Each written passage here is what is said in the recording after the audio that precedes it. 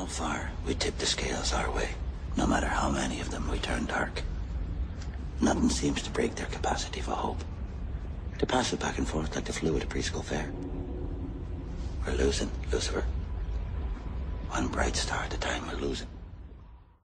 Now, there's new evidence of former U.S. Vice President Dick Cheney's involvement in a Pentagon program of targeted assassinations. This is the hit order that he received under his, in a valise with his clothes was the hit order, and his instructions to report to, says, Ghostwalker, you are to report to the American Embassy in Budapest, Hungary. You will be received by S.A. Greywolf. As a unit, you will proceed to terminate ex-S.A. David T. Johnson. That's the hit order. And there's David T. Johnson. He was a Army Green Beret, staff officer in the American Embassy in Budapest. Murdered. Murdered. By Conor O'Ryan. By Conor O'Ryan, and his partner, they both put bullets in him. His partner was S.A. Greywolf. Zoom in, you can see it's the CIA. Conor O'Ryan was Ghostwalker. When they were on missions like that, they were not allowed to exchange names. He never knew who Greywolf was. He was in level 2 of S4 when he found a note under his pillow after he'd gone off shift. Report to his sergeant. His sergeant handed him an envelope and told him the car was waiting and they'd drive him to Las Vegas to the bus station. When he got to the bus station in Las Vegas, he knew, having done this before, that he would look for a key taped to the back of the locker. So he felt around the back of the locker, so he found a key taped there. It had the locker number. He opened the locker and took out a valise, a traveling valise, nice one, with a suit of clothes, shoes, socks, shirt, tie, and everything for business travel. And he put those clothes on and put his clothes back in the locker, his Marine clothes back in the locker, and took the bus down to Los Angeles and the airline ticket to Budapest. And had a schedule and everything else on, so somebody had already coordinated. He didn't have a long wait any place.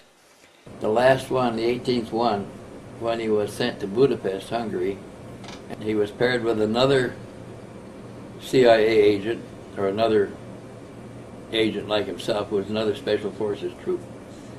And they were given Hungarian clothes and Hungarian weapons and ammunition, shoes and everything to do it.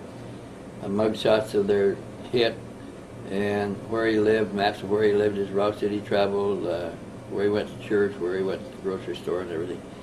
And they took him out together, one on each side of his car. When he came out of the grocery store with his groceries, putting them in his car, they hit him from both sides with his 2 teenage kids in the car. And they put 7 or 8 bullets in him, and he died. See, and they just pocketed their weapons and walked away in the crowd. They looked like everybody else there. And they went back to the American Embassy, reported to the attaché, who gave them the clothes and the guns and the money. The attaché gave them their clothes, but traveling clothes back, and drove them to the airport, and they went home. Now that's what a mission was. So essentially, who were these special hit squads, and who were they initiated by? According to the people who spoke at the conference, they were known as Black Special Operations Forces, meaning covert. They operated in 59 countries, that was stated, and conducted 139 missions. Some of those missions were under the guise of training missions or counter-narcotics operations. 3 countries mentioned in particular: Uzbekistan, Bosnia, and the Philippines. So was there a policy or maybe a loophole within a law that could have allowed the U.S. government to do this legally? I mean, how did they hide it for so long? Well, one of the other things mentioned at the conference was that the Patriot Act gave some of these operations cover, even domestically, in a program called consequence management. So the question not only arises what these special ops teams were doing abroad, but what were they doing domestically, since they felt they had some sort of legal cover to operate within the United States.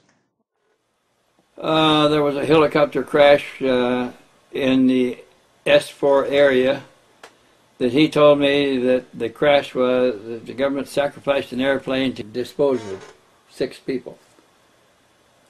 And these are people that the government killed off in Area 51 for reasons of their own. And they sacrificed a helicopter, sabotaged a helicopter, and killed them all on it. 3 of these workers were targets. The rest of them were accidental victims. Wrong place, wrong time. Yeah. Do they sometimes accident whole groups of people together like that? I don't know. He told me one time he was on a hit was partnered with a Vatican hitman on a hit. I didn't know the Vatican had hitmen. Did you?